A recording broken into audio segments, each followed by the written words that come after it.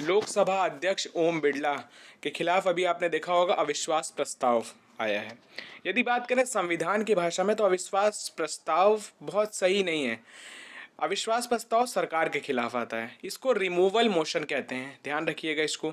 सबसे पहली चीज़ यदि बात करें तो लोकसभा के प्रति ये आता कैसे है, तो 94 आर्टिकल संविधान के तहत है, अनुच्छेद 94।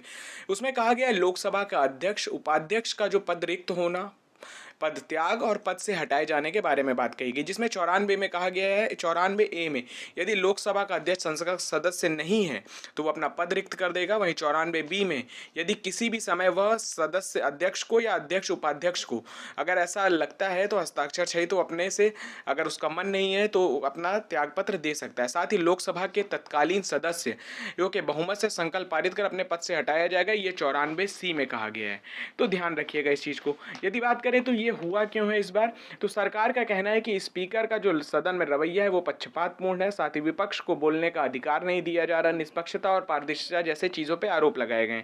यदि बात करें लोकसभा अध्यक्ष का कार्य क्या है, तो लोकसभा अध्यक्ष अपनी लोकसभा की कार्रवाई का संचालन करता है। वहाँ पे सदन में कौन बोलेगा, कब बोलेगा, कितना मतलब किस तरीके से बोलना है, कैसे मैनेज करना है, वो सारी चीज़ें संचालन एक तरह से जैसे स्कूल में टीचर होता है उसी तरह सदन में जो अध्यक्ष होता है वो पूरा मैनेज करता है संसद के अंदर की चीज़ों को, कैसे क्या चीज़ होगा, तो ध्यान रखिएगा इस चीज़ को। साथ ही यदि बात करें तो ये इसमें इनकी प्रक्रिया क्या है हटाने की, तो सबसे पहले प्रभावी जो बहुमत प्रस्ताव पे जो लाते हैं उनको क्या होता है कि 14 दिन पहले पूर्व सूचना देना अनिवार्य है। साथ ही प्रस्ताव पर विचार हेतु कम से कम 50 सदस्यों का अनुसमर्थन होना चाहिए। प्रस्ताव यदि विचाराधीन है तो लोकसभा का अध्यक्ष जो होता है वो बैठ सकते हैं, कार्रवाई में सारी चीज़ें कर सकते हैं, लेकिन निर्णायक मत देने का अधिकार नहीं होता।